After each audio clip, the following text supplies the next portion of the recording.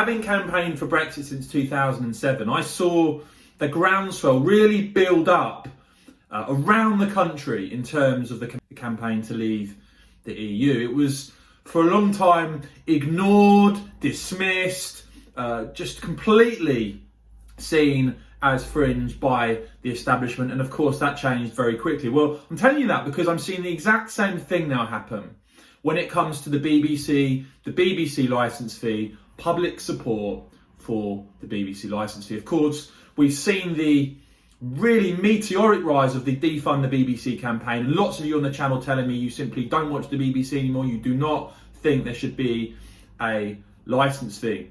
And by the way, thanks so much for watching. But I think this is another issue that really the establishment are massively out of touch on, and the government really need to take some radical action on this. I'm not just basing this on my personal views, I'm not just basing this on what I think, I'm basing this on the latest facts and statistics that have just come out from YouGov.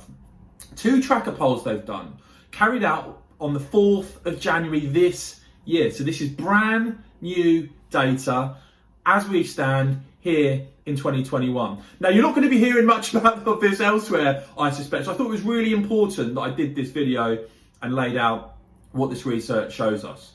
YouGov asked 2 questions. Now, the first question they asked was, thinking about the licence fee and the services the BBC offers, do you think it does or does not offer good value for money? Is the BBC licence fee good value for money? And of course, let me know your thoughts on all this in the comments.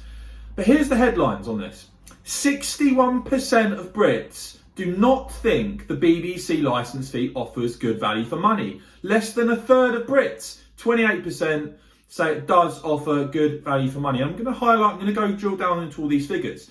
I think this is really important because I think all too often we've seen a very dismissive attitude, as we did in the earlier days of campaigning for Brexit, from people who are generally quite wealthy, who all live in London, who all talk to themselves a lot of the time, who I think are missing a groundswell of mainstream British public opinion that has turned against the BBC and its licence fee.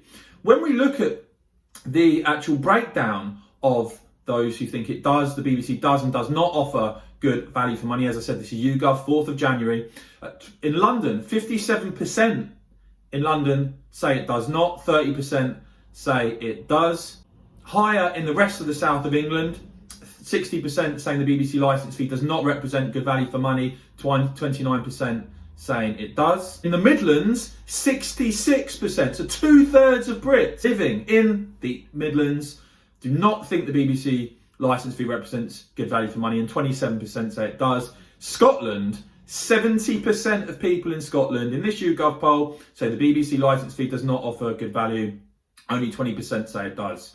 When you break it down by party affiliation, according to who people vote for, 76%, that's right, more than 3/4 now, of Conservative voters say that BBC does not offer good value for money, and only 18% say it does, less than a fifth of Conservative voters. Labour, 52% of Labour voters say it does not represent good value for money versus 40% who say it does. And when you break it down even by 2016 referendum vote, 47% of Remain voters say the BBC licence fee does not offer good value for money versus 45% who say it does.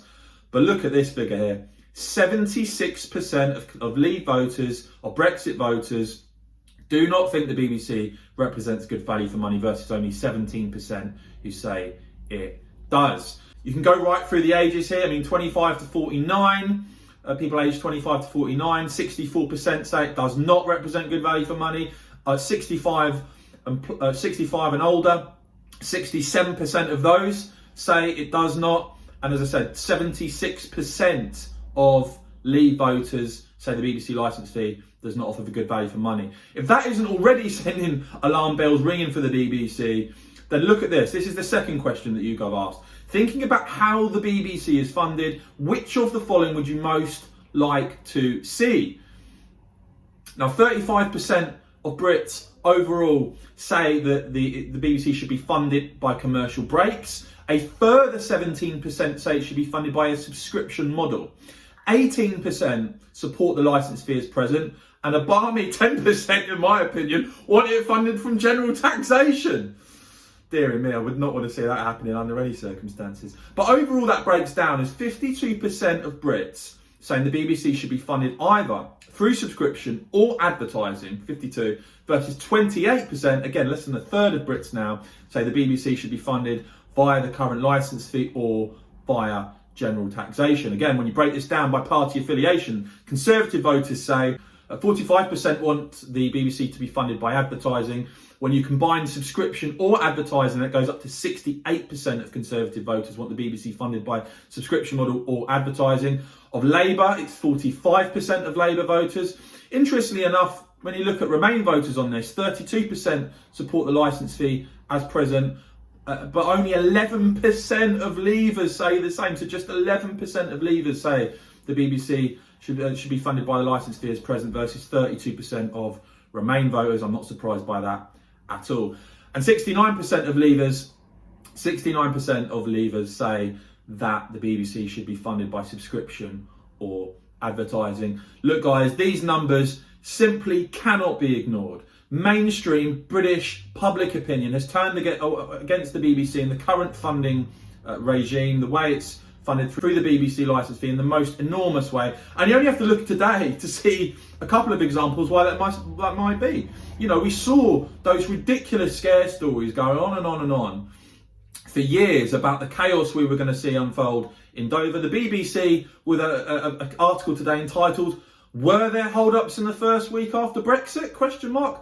They obviously couldn't just bring themselves to say there haven't been, because even in the piece itself, they write, "But we have not seen big queues on motorways in Kent that some feared, and in many ways it's been business as usual at the port of Dover and Eurotunnel. A steady stream of lorries has been boarding ferries and trains to France," and yet they still have to entitle the piece as a question, as if there's some doubt about if there have been hold-ups or not, when clearly there haven't. That's just one example. We've also seen Guido Fawkes today write that the second story on the BBC News website this morning had the headline, "Problem grows at UK ports with backlogs and delays," accompanied by a picture of trucks in long queues.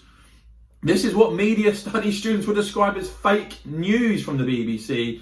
Guido making the point that the photo used shows long lines of lorries that was taken 4 months ago, on the 29th of September 2020, when ferry crossings were disrupted by strike action in the French ports. Not today, nothing to do with the new trade deal. Guido says completely misleading. And he's also posted the update that the BBC has since made some not so subtle changes to the article. Time for a game to spot the difference. I'm sorry, this simply isn't good enough, is it? And I just wanted to point this out again because I don't think you'll hear it too many other places. But it does show you that those who do not think the BBC licence fee is value for money and want a big change, either switched to a subscription or advertising model, are in the majority in this country. It's something others may want to ignore. I'm not going to be ignoring it. I'll keep you updating you on this, guys, but the groundswell that you can see against the BBC licence fee now is undeniable to anyone willing to actually look at the data, to actually look at the polling, to actually look at the facts. If you've enjoyed this report, guys, as ever, please support this channel grow by hitting the thumbs up button, making sure you've hit the subscribe button and the bell so you don't miss future reports. And of course, you can become a member here on the channel by hitting the join button down below. Would really appreciate your support. And of course, guys, as ever, thanks so much for watching.